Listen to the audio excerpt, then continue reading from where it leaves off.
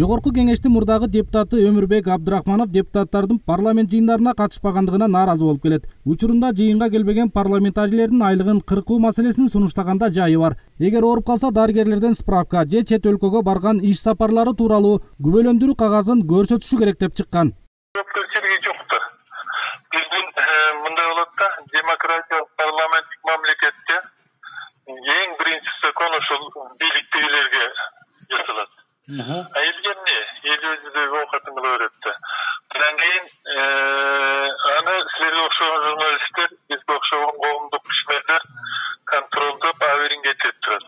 Эч ким мындай уялып койбойт, кызарып койбойт. Ошон үчүн эчтеке кыла албайсың да. Канча жолу мен кыйкырып чыктым, могул жерде 15 эле киши отурат. Ачылбек деп. Атыңды да туура жаздырып албайсың деп. Болсо не кыласың эми? Эшегине жараша тушаган го дейт. Германияда жыйынга себепсиз келбей калган депутат айып катары 150 евро төлөйт. Же ошол акча айлыгынан кармалат. Бизде ишке калганда жоопкерчиликсиз күчөйт. Маселен, бүгүнкү жыйындан 120 депутаттын 40-ын араң көрүүгө болот. Аябай начар окуган балдар болот, класс. Мына ошол бир класска айланып калды да. Тилекке каршы ушундай. Мунун азабын өздөрү эле тартса, эч ким эч нерсе демек эмес. Тилекке каршы бүтүндөй мамлекет болгону дагы жылдар тарта турган азап болуп калат. Кудай ошондон сактасын.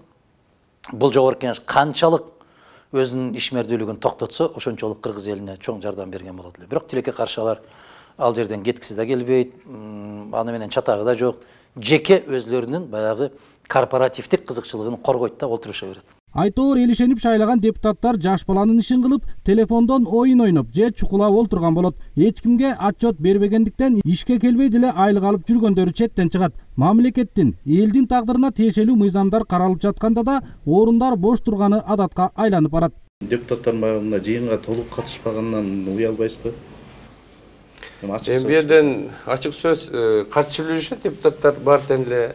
Эми ар бир депутатка эч ким жооп бере албайт. Ар бир депутаттын өзүнүн ички дүйнөсү.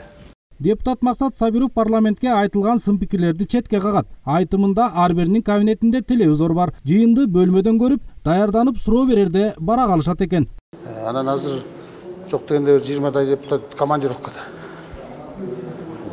Командировкада эмне кылып жүрүшөт? Командировкага жиберет да бул жактан, бизден, Кыргызстандан.